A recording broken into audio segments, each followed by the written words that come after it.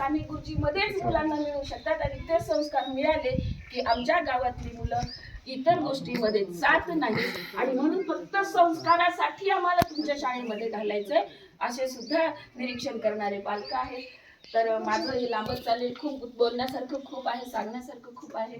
पण अतिशय छान पद्धतीनं या तुकूच्या वाडीनं आम्हाला साथ दिलेली आहे. अशीच साथ द्याल आणि ह्या पुढच्या पिढ्या तुमचं आयुष्य गेलं ऊस तोडण्यामध्ये, पण मला तरी असं वाटतं की पुढच्या पिढ्यांनी ते काम न करता आपल्या स्वतःच्या पायावरती उभा राहून चांगल्या नोकरीमध्ये जावं, नाही नोकऱ्या नाही मिळाल्या तर चांगला व्यवसाय करावं आणि आपल्या गावामध्येच राहावं. अशा पद्धतीची मी नोकरी लागली तर बाहेर जा, पण ज्यांना नोकरी लागणार नाही त्यांनी आपल्या गावामध्ये छोटे मोठे व्यवसाय करा आणि स्वतःच्या पायावर उभं राहण्यासाठी मुलांना तुम्ही आणि आपण मदत करूया,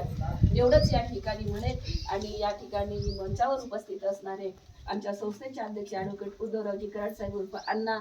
या ठिकाणी या गावचे पोलीस पाटील आदरणीय शीतलताई, त्यांच्यासोबतच आदरणीय चौरे सर, या जिल्हा परिषद शाळेचे सर आदरणीय गव्हाणे सर, आदरणीय